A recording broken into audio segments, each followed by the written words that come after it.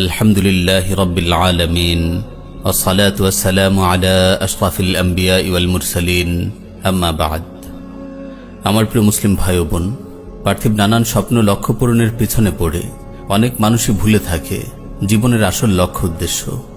কিভাবে উন্নত ক্যারিয়ার গড়া যায়, ভালো বেতনের একটা চাকরি পাওয়া যায়, এটাই আজ অনেকের দুনিয়াতে বেঁচে থাকার মূল উদ্দেশ্য হয়ে দাঁড়িয়েছে। তাই তো এসএসসি এবং এইচএসসি পরীক্ষায় জিপিএ 5 অর্জন, ভার্সিটিতে চান্স পাওয়া, গ্রাজুয়েশনের পর বিসিএস পাস কিংবা উচ্চ বেতনের একটি চাকরি লাভ, পার্থিব এসব অর্জনকেই তারা মনে করে জীবনের বড় সাফল্য।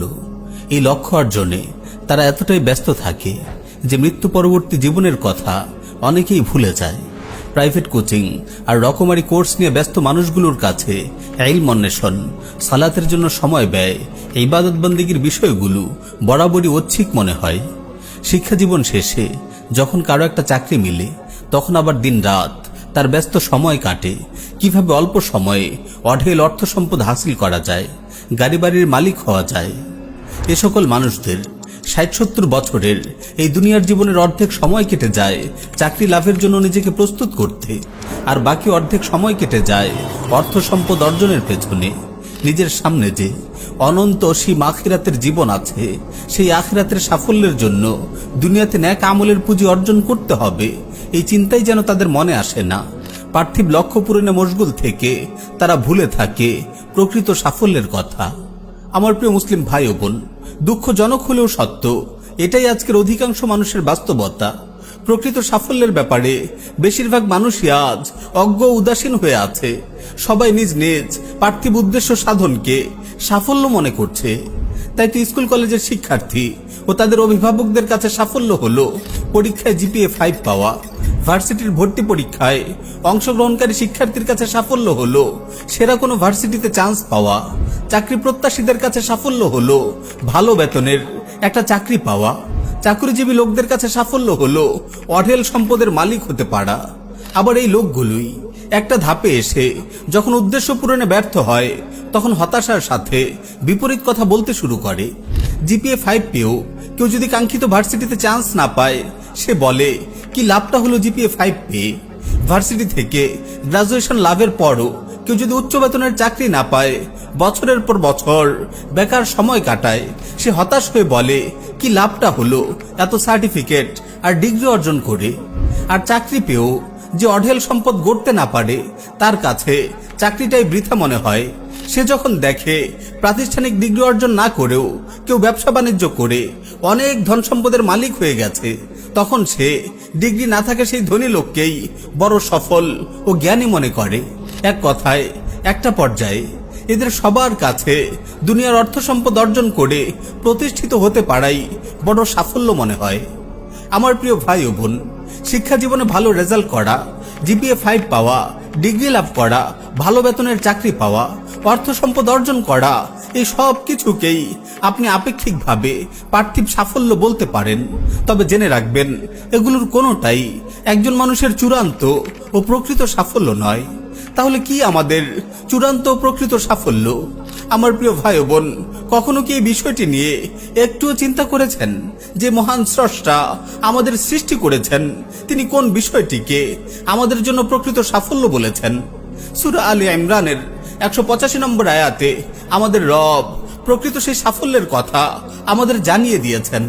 ফামান যুহজিহা আনিন নার ওয়া উদখিলাল জান্নাতা ফাকাদ ফাজ, যাকে জাহান্নাম থেকে দূরে রাখা হবে এবং জান্নাতে প্রবেশ করানো হবে, সেই সাফল্য লাভ করবে। হ্যাঁ আমার প্রিয় ভাই ও বোন, জাহান্নাম থেকে রক্ষা পেয়ে জান্নাতে প্রবেশ করতে পারা, এটাই চূড়ান্ত ও প্রকৃত সাফল্য। যে ব্যক্তি দুনিয়ার জীবনে আল্লাহর হুকুম আহকাম মেনে চলবে, তার অবাধ্যতায় লিপ্ত হওয়া থেকে বেঁচে থাকবে, সেই আখিরাতে জাহান্নাম থেকে রক্ষা পেয়ে জান্নাতে প্রবেশ করতে পারবে। বস্তুত এটাই মানুষের জন্য মহা সাফল্য। পক্ষান্তরে যে ব্যক্তি আল্লাহর ইবাদত বন্দেগী থেকে বিমুখ থাকবে, তার অবাধ্যতায় লিপ্ত হবে, দুনিয়াতে সে যত বড় ডিগ্রিধারী হোক না কেন, যত ধন সম্পদের মালিকই হোক না কেন, এসব কোনো অর্জনই জাহান্নাম থেকে মুক্তির ক্ষেত্রে তার কোনো কাজে আসবে না।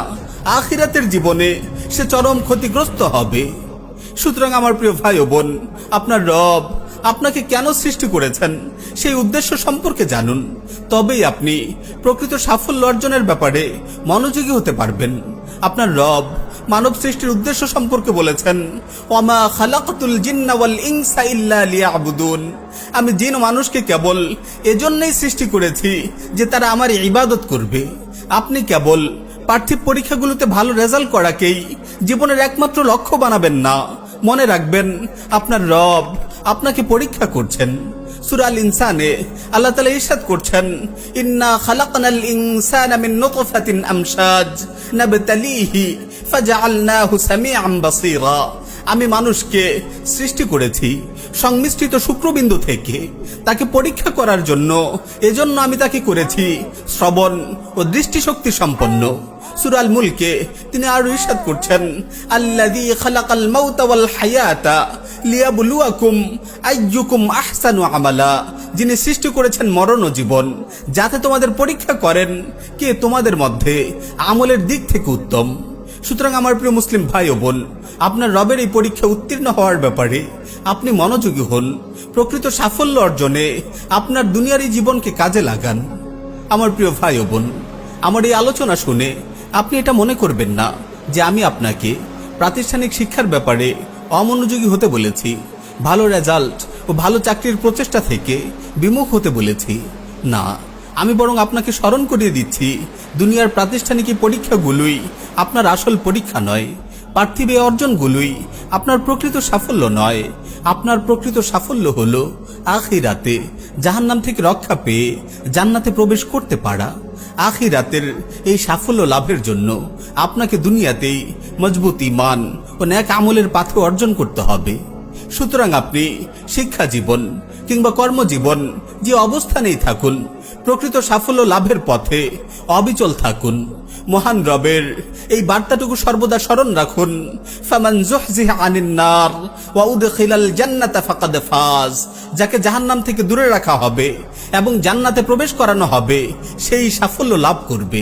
ফামান যুহজিহা আনিন নার ওয়া উদখিলাল জান্নাতা ফাকাদ ফাজ, যাকে জাহান্নাম থেকে দূরে রাখা হবে এবং জান্নাতে প্রবেশ করানো হবে সেই সাফল্য লাভ করবে।